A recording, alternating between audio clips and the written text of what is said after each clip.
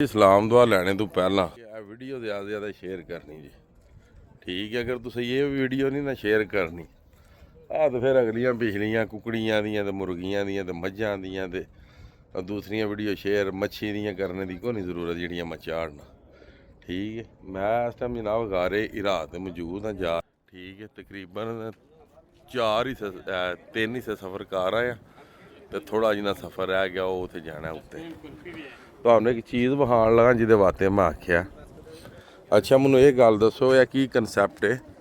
अल्लाह पाक आपको गवाह बनाए हमारे गुनाह माफ़ कर दे क़यामत के रोज़ की इंज गुनाह माफ़ हो जान दे। एक गल। नंबर दो जनाब मेरी जिन्ने भी जनाब मेरी ठीक है ਜਿਹੜੇ ਆਉਂਦੇ ਨੇ ਖਾਨਾ ਕਾਬਾ ਉਹ ਕੋਸ਼ਿਸ਼ ਕਰਿਆ ਕਰੋ ਨਾ ਗਾਰੇ ਰਾਹ ਆਉਣੇ ਦੀ।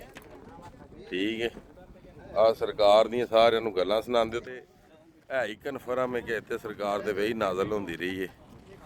ਠੀਕ ਹੈ, ਜਬਲੇ ਨੂਰ ਇਹਨੂੰ ਆਖਿਆ ਜਾਂਦਾ ਰੇ ਜੀ।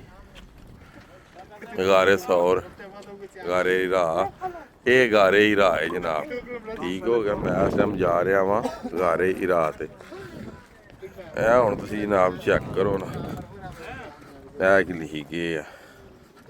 ਮੁਹੰਮਦ ਵਕਾਸ ਰਹਿਮਾਨੀ, ਮੁਹੰਮਦ ਇਸ਼ਫਾਕ ਰਹਿਮਾਨੀ ਗੁਜਰਾਂਵਾਲਾ, ਰਜ਼ਾਕ ਅਲੀ ਰਹਿਮਾਨੀ ਗੁਜਰਾਂਵਾਲਾ।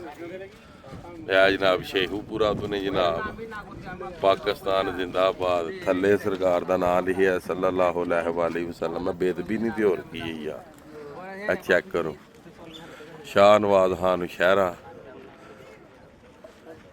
ਤੇ ਹੋਰ ਵੀ ਤੁਹਾਨੂੰ ਵਿਖਾ ਦਿੰਦੇ ਆ। ਸੈयद ਬਾਦਸ਼ਾਹ ਵੀ ਤੁਹਾਨੂੰ ਵਿਖਾਉਂਦੇ ਆ, ਇਹ ਨਹੀਂ ਵੀ ਮੇਰੇ ਤੁਸੀਂ ਇਹ ਚੈੱਕ ਕਰ ਲਓ।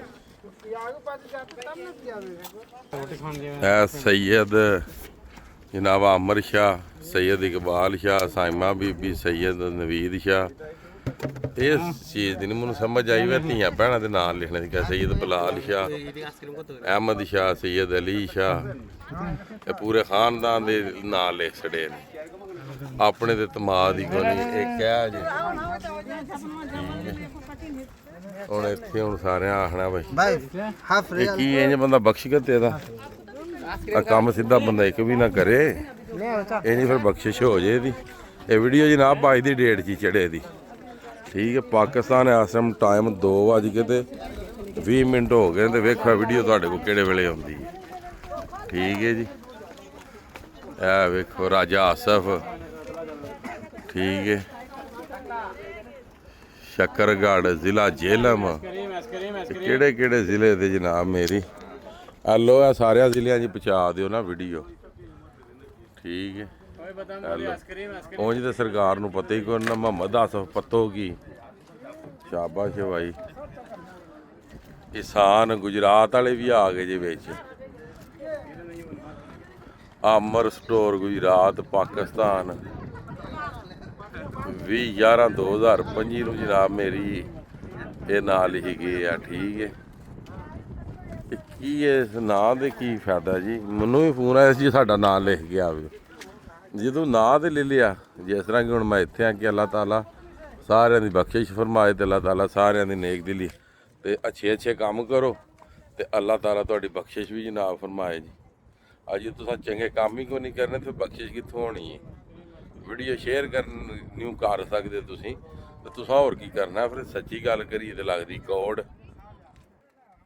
ਉਂਝ ਹੋਰ ਕੋਈ ਮੈਂ ਵੀਡੀਓ ਚਾੜੀ ਤੇ ਤੁਸੀਂ ਕੋਈ 1000 ਕੀ ਬੰਦੇ ਸ਼ੇਅਰ ਕਰਕੇ ਤੇ ਪਰਾਂ ਮਾਰਨੀ।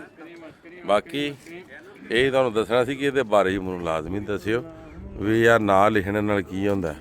ਇਹ ਜ਼ਿਆਦਾ ਸਾਡੇ ਆ ਕੇ ਲਿਖਦੇ ਜੇ ਕਿਉਂ ਜੀ? ਇਹ ਜ਼ਿਆਦਾ ਸਾਡੇ ਆ ਕੇ ਲਿਖਦੇ ਨੇ ਇੱਥੇ। ਆ ਮੁਹੰਮਦ ਅਕਰਮ ਗਲਿਆਣਾ। ਬਾਕੀ ਜਨਾਬ ਆਪਣੀਆਂ ਦੁਆਵਾਂ ਯਾਦ ਰੱਖਿਓ। ਚੱਲਾਂ ਮੈਂ ਉੱਤੇ ਹੀ ਤਾਂ ਵੀਡੀਓ ਨੂੰ ਸ਼ੇਅਰ ਕਰ।